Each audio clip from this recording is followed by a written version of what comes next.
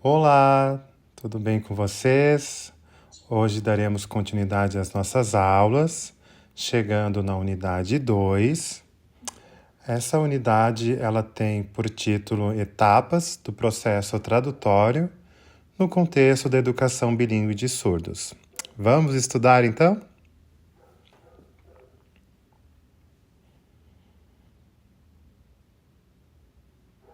Então, nós iniciaremos agora refletindo sobre as operações presentes no processo tradutório.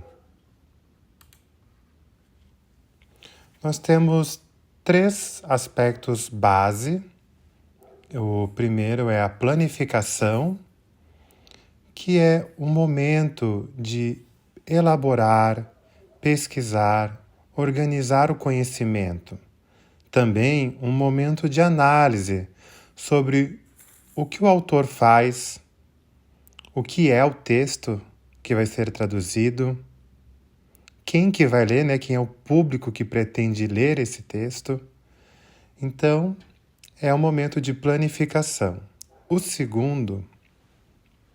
A segunda etapa é a textualização. É o momento de estudar o processo linguístico que vai criar e elaborar o texto. Então, analisa-se o texto a ser traduzido. Esse tipo de análise estuda os estudos operacionais linguísticos dentro do texto. O que está implícito nesse texto? E análise das operações predicativas e enunciativas. Terceiro é a revisão, uma operação crítica sobre o texto, sobre as falhas, os erros que devem ser corrigidos. Então, o processo tradutório, não esqueçam, eles têm etapas, passos, para que o processo tradutório ocorra, o ato tradutório ocorra. Para o processo de tradução.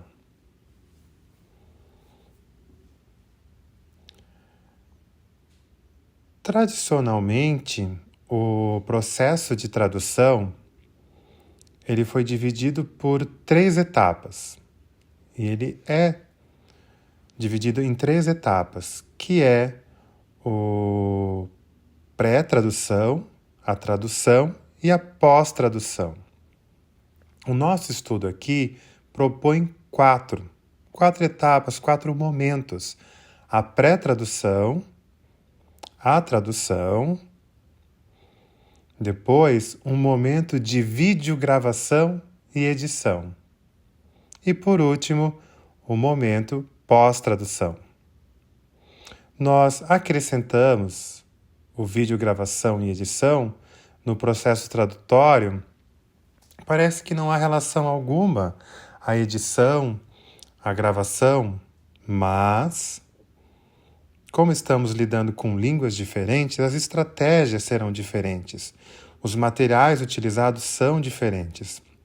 Então, é necessário que os profissionais que atuam nessa área pesquisem, saibam sobre edição, sobre gravação, como juntar os vídeos, como organizar e inserir legendas, como inserir voz para a realização de dublagem.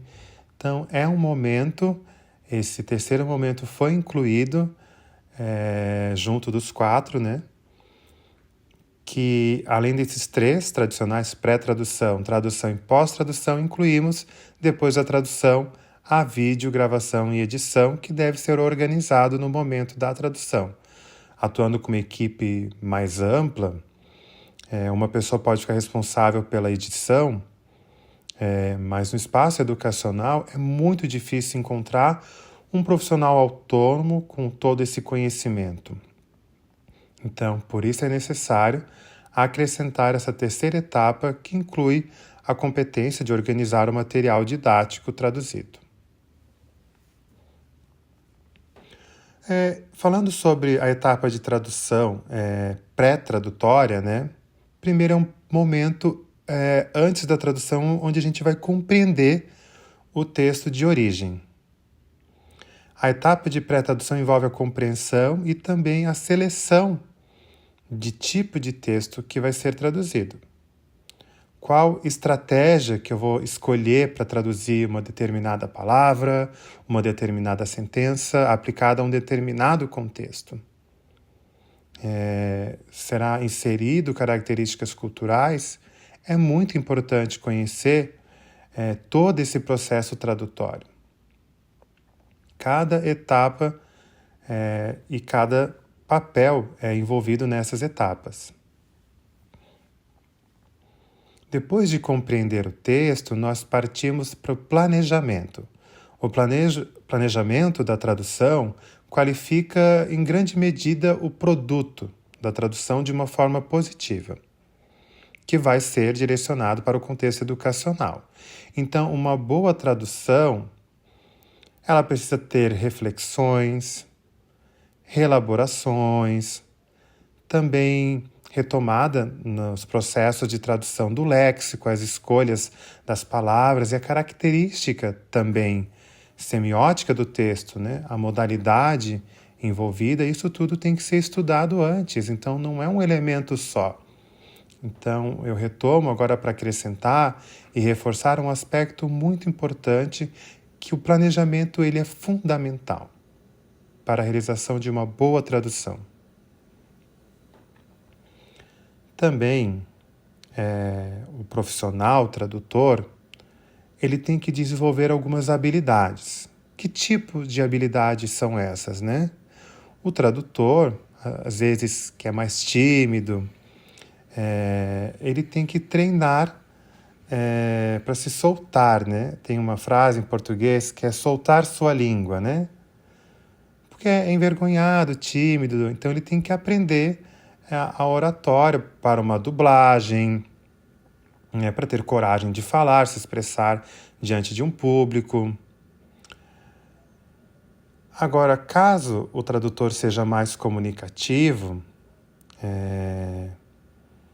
e não tem tanta fluência na língua de sinais, ele tem que soltar as suas mãos, ter uma sinalização mais leve, mais fluida.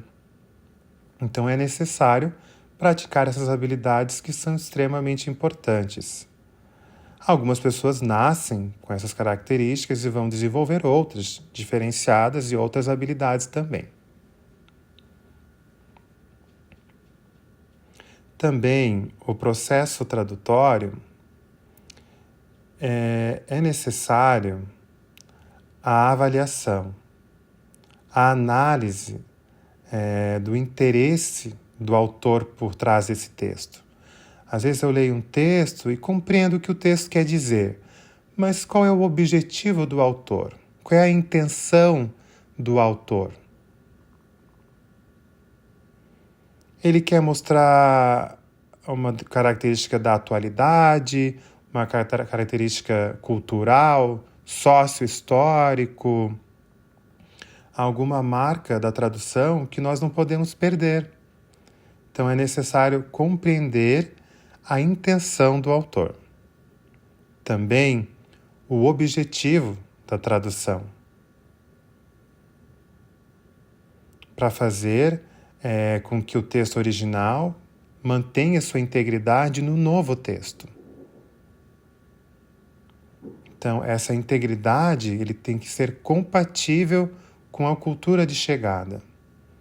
Então, entendendo o objetivo do autor, a intenção dele tem que estar inserida no novo texto traduzido. E o público-alvo que vai apreender aquele novo texto, compreender também a intenção do autor. Às vezes há dificuldades na comunicação e essa informação não chega ao público-alvo. Então, esse tem que ser levado em conta no processo de tradução. Eu trago para nós agora alguns formulários que eu trouxe no texto base. Vocês podem criar estratégias de documentação de vocês também. E esses formulários que eu trago podem ajudar vocês, assim como ajudaram, para compreendermos melhor o processo tradutório. Vejam um modelo de formulário que eu trago aqui para a reflexão e análise de vocês. Outros autores também já discutiram, fizemos algumas adaptações, algumas questões foram mantidas e trago para vocês analisarem e meditarem. Se é possível utilizar, se vai ajudar no planejamento da tradução de vocês. Vocês podem tirar, acrescentar, alterar alguma informação nesse formulário. Esse formulário aqui, ele apresenta a etapa pré-tradutória. Que dados a gente encontra nessa ficha? Por exemplo, o título do texto, o autor do texto, o gênero textual, o tipo textual.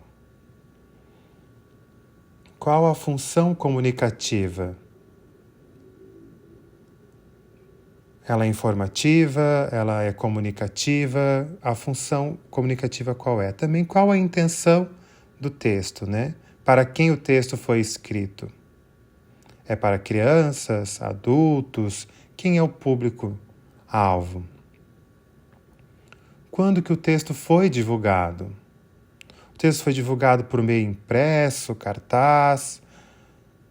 Qual é a forma que ele foi publicado, né? Sobre os elementos intratextuais, qual a língua do texto? As características do texto, como elementos extratextuais, agora trago os intratextuais. Qual é a língua do texto, né? É uma linguagem informal ou mais formal? O texto está estruturado de que forma? Tem um título, subtítulo, parágrafos. É um texto direto? Como é que ele foi organizado, a estrutura textual? Há elementos não verbais, a ordenação verbal, ela foi organizada de que forma? Também os diferentes sentidos polissêmicos do texto. E respondendo esses formulários, vocês podem pensar na tradução de vocês. Pensando no texto, vai ajudar no momento da tradução, na escolha da tradução, de como vai realizar. Esse formulário vai ajudar na reflexão e compreensão do objetivo do texto.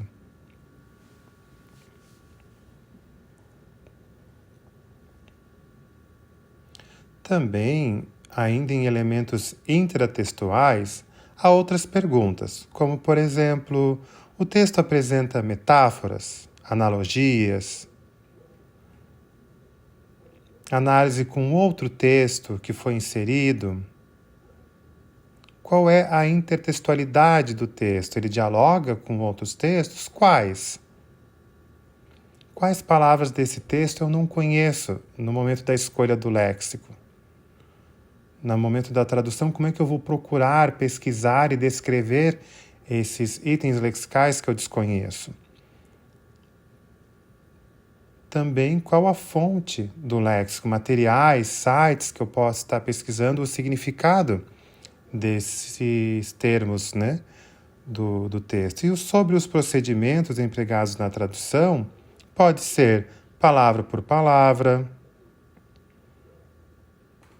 também a análise de sinônimos, que querem dizer o mesmo significado, às vezes não. Então, análise de palavras, qual a relação semântica das palavras textuais, se é feita uma transposição, modulação ou equivalência. Então, o registro de todas essas informações vai ajudar no momento do funcionamento da tradução. E também um dos procedimentos é a explicação, onde um termo é mais explicado para fazer sentido, né, na língua fonte. E também outras informações. E o tradutor que está realizando a tradução e a data que está realizando a tradução.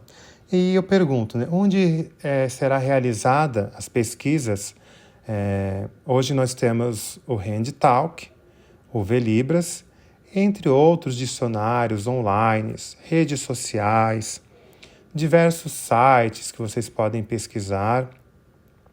Alguns lugares que eu pesquiso que me ajudam muito a organizar a tradução e responder o texto, e esse formulário que eu mostrei para vocês, podem colocar no momento da escolha da tradução do texto.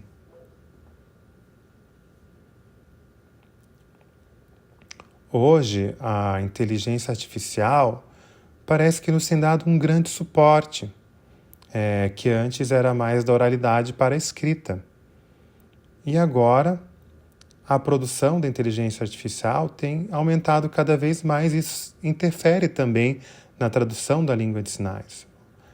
Antes era uma dificuldade muito grande para realizar pesquisas e hoje a inteligência artificial tem na sala de aula, nas escolas, disponível o conhecimento. Agora vamos para a etapa propriamente dita, a etapa tradutória, a tradução. Vamos ver um formulário para usar nessa etapa. O modelo que nós sugerimos, o formulário da tradução também tem título do texto, autor do texto, se o texto original está em que língua? Está em português? Foi escrito em português ou em glosas e em libras? Que forma é mais claro para eu preparar a tradução para o momento da sinalização? Depois do texto traduzido, que sugestões, comentários e observações podem ser feitas, né, sobre o meu processo tradutório? Quando eu traduzo, por exemplo, do português para Libras, será traduzido o quê? Por meio das glosas, novamente, partindo primeiro do texto original, de um texto em português, e também o contrário. Se ele é feito em Libras, eu vou traduzir para o português e aí eu faço do português escrito. É um formulário que pode auxiliar o processo tradutório propriamente dito. Embaixo tem comentários e observações, o nome do tradutor, o dia que iniciou e o dia que terminou a tradução. Porque às vezes não consegue terminar no mesmo dia. Nós sabemos que é um processo demorado, o processo tradutório. Quando encerrou a tradução, há um momento que a tradução terminou, vai gravar. Será realizada a gravação, vídeo filmada, ou vai inserir legendas, ou é necessário realizar a edição do vídeo. Essa etapa que eu sugeri em nosso estudo, porque nós sabemos que o papel do tradutor, tanto futuramente quanto agora, pode ter uma pessoa responsável apenas para a edição, mas se não tiver, também é nossa responsabilidade assumir esse compromisso de organizar o vídeo editado que nós traduzimos. Se nós assumirmos essa responsabilidade de editar um vídeo gravado, é necessário ter atenção para algumas características. Ter uma câmera, aonde essa câmera ficará instalada, né? Onde será colocada essa câmera? Sobre a iluminação da câmera, o tripé, né, primeiro, depois os refletores, que cor será utilizada no fundo? Muitos utilizam verde, azul, preto, para a realização do chroma key. Também qual a roupa que será utilizada, se é necessário ter um contraste da camiseta com o fundo, um computador. Será que ele consegue armazenar todos os dados que estão sendo videogravados? Também internet para postar e divulgar, né? E além de ter repertórios lexicográficos como dicionários, acesso a diferentes sites. Todos esses materiais são muito importantes para o momento da gravação e também para o momento da edição. Também, se eu tiver alguma dúvida, onde que eu posso pesquisar no momento da tradução, quando eu estiver gravando? Então, são características importantes que também fazem parte do papel do tradutor se não houver um responsável para a edição. Senão não adianta traduzir para guardar o material se ele não for bem editado para ter uma ampla divulgação.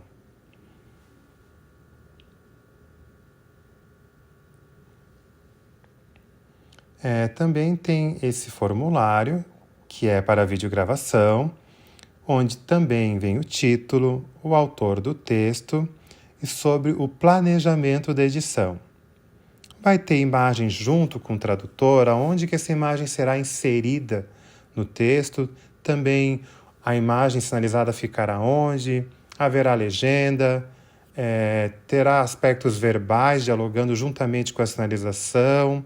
Então, tudo é incluído no planejamento, conforme sugestão aqui do nosso formulário. Também um roteiro para a gravação e edição do texto traduzido, mostrando o texto original, o texto traduzido e também algumas inserções que eu vou acrescentar à tradução. Alguma imagem, alguma legenda, onde que vai ser inserido. Então, são 3 campos que devem ser pensados tanto no texto original, texto traduzido e informações acrescentadas, inserções.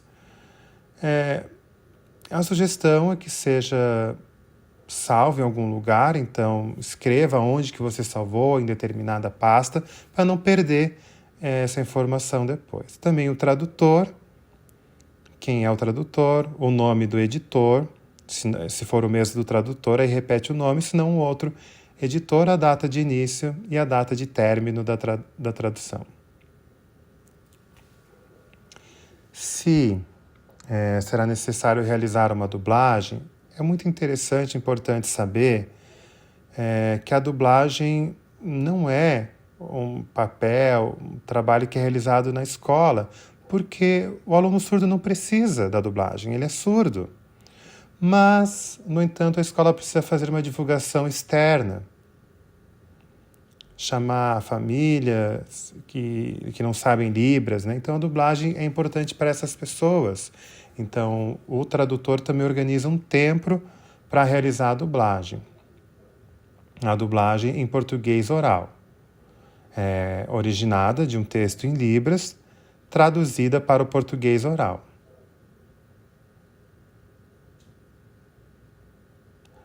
Às vezes, não é nosso objetivo aqui, não se insere no escopo do nosso estudo, pois não trabalhamos com textos dublados em português.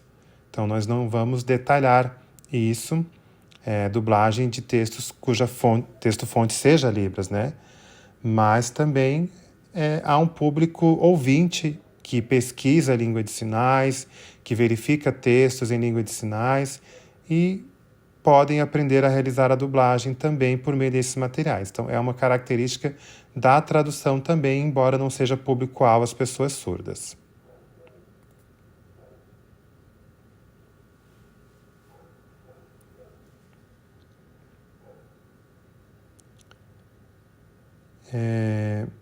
Se a pessoa vai realizar uma dublagem ou vai escrever um texto, é necessário que ela saiba se comunicar bem, tenha uma boa oratória, faça o uso adequado de adaptação da linguagem, faça escolhas adequadas e precisas no momento da tradução, como a prosódia, expressão corporal, a organização das ideias, para realizar uma comunicação clara e coesa. Também respeitando a estrutura gramatical de forma precisa, a utilização de vocabulários adequados ao contexto. Também o estilo da linguagem tem que estar adequada. Se for para adultos, se for para crianças, se for formal, informal, tudo detalhado. Então, a oratória pode auxiliar muito na prática tradutória no momento de expressar-se numa língua. Não só a expressão falada, mas a forma como nos expressamos com o corpo, com a língua de sinais, expressões faciais, corporais, o levantar e o baixar da cabeça como marcação espacial. Como eu havia mencionado sobre a legendagem, é essencial ter atenção a 3 aspectos da legendagem, no contexto da educação de surdos, educação bilíngue. Primeiro, é a tradução em português escrita,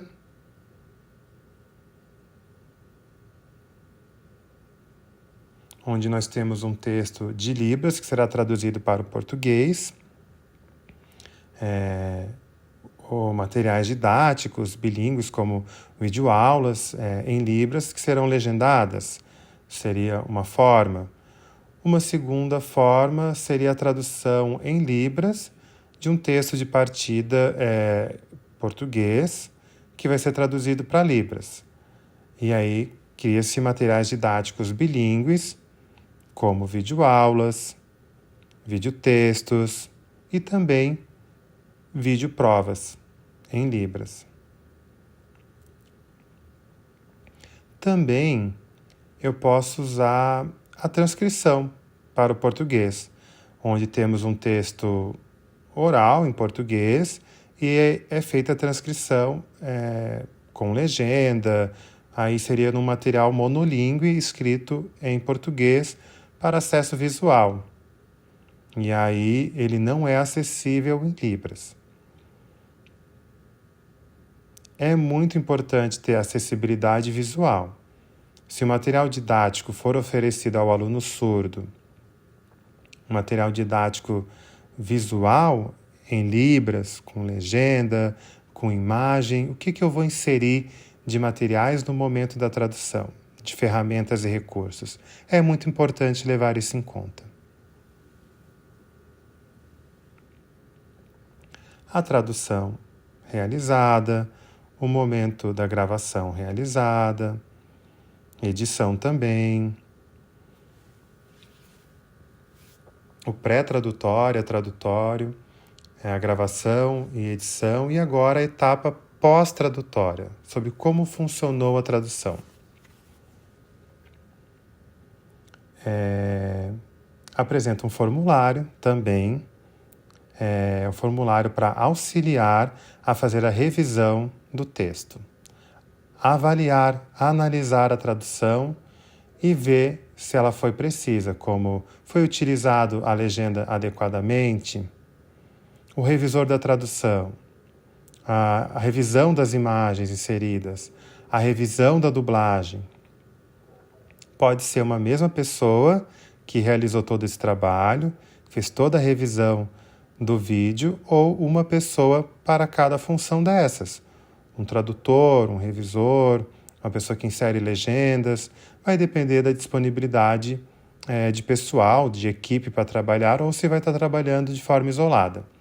Então é muito importante analisar todas essas etapas de forma separada. Somente um momento para ver as legendas, depois somente um momento para ver o vídeo, depois apenas um momento para ver a dublagem, depois a imagem, depois a edição. Se fizer tudo junto, alguma coisa pode passar despercebido e se confundir no momento da revisão. Então, é muito importante separar etapa por etapa, passo a passo. E ao final também, colocar o nome do tradutor, do editor e também do revisor, e a data de início e fim da tradução. Esse outro formulário também pode auxiliar muito. Ele ajuda a fazer análise de erros da tradução. Que tipos de erro ocorreram? Erros na leitura e na interpretação. Às vezes a pessoa entendeu, se equivocou, compreendeu outra coisa, não compreendeu nada.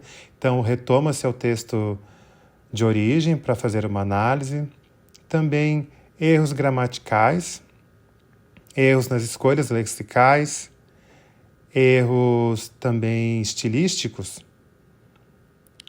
de formalidade, informalidade do texto utilizado, também erros pragmáticos, erros culturais, extralinguísticos, que estão ligados mais a contextos, a pragmáticas, erros psicofisiológicos, também erros tradutórios, como faltou criatividade, questões discursivas, texto não ficou coeso, a incoerência textual, erros tradutórios, erros na formatação e digitação, alguma letra que foi inserida de forma errada. Então, esse tipo de análise é muito importante, pois tem um risco de oferecer um material didático de péssima qualidade. Então, é necessário ter atenção a esses detalhes. Então, esse formulário vai ajudar a qualificar ainda mais a tradução de vocês. Um outro formulário muito bom, que pode ajudar muito vocês, é a ficha de avaliação de níveis linguísticos da Libras.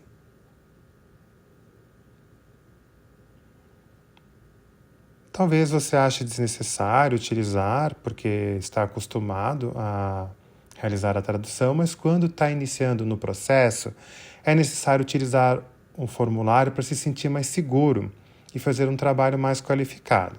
Por exemplo, nessa ficha, nesse formulário, você pode colocar o nome do professor, o nome do aluno ou da turma, o objetivo de aprendizagem, a competência tradutória, os objetivos da avaliação. E aí você pode colocar uma nota por níveis linguísticos. É só uma sugestão. Às vezes você pensa, vou demorar muito, horas para realizar essa tradução respondendo esse formulário. Para quê? Bem, depende de algumas pessoas que aprendem muito rápido e acham que não precisam e decoram todas essas informações e consideram que não é necessário. No entanto, existem algumas pessoas que vão fazer bom uso desses formulários para fazer uma análise, autoanálise dos níveis linguísticos que produzem Libras. Por exemplo, você pode analisar os níveis linguísticos do texto fonte e analisar, por exemplo, a fonologia, analisar a prosódia. Também o outro nível linguístico que pode ser analisado é o morfológico, o nível linguístico sintático, semântico e também pragmático.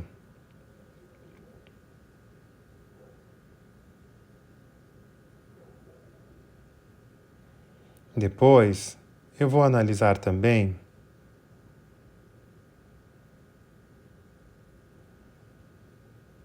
caso o texto tenha questões paralinguísticas, além textuais. Também avaliar se é um texto literário, é uma poesia, também o processo tradutório sobre o tipo do texto, e o tipo das línguas envolvidas. Vou avaliar também o nível tradutório, teórico, também técnico, os procedimentos técnicos e também o próprio nível técnico do tradutor. Que mais? Eu preciso também analisar a qualidade do material tecnológico da mídia, da multimodalidade, de verter uma língua de modalidades diferentes, de língua oral para língua sinalizada. Também analisar a qualidade linguística. Retomando a qualidade tecnológica, ela está juntamente com a linguística. São detalhes muito importantes que às vezes vocês podem realizar em duplas, fazer uma parceria. Um colega meu, por favor, me ajuda a ver alguma falha no texto que eu não estou percebendo. Então, a autoavaliação e a avaliação em pares é muito bom para qualificar a tradução. Então, conseguimos encerrar a unidade 2 com discussões sobre o processo tradutório, pré-tradutório, tradutório, o momento da gravação, edição e depois o momento pós-tradutório, que é a avaliação do nosso texto. Todos esses processos são muito importantes. Agora eu vou apresentar também sugestões de leitura para vocês. Sugiro que leiam o texto base e também vejam as referências. Se algum tema é de interesse, que você queira aprofundar o seu aprendizado. Tá ok? Então, até a próxima aula. Tchau, tchau.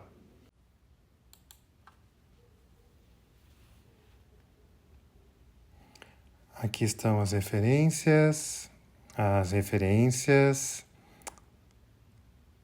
E é isso. Obrigada. Tchau, tchau.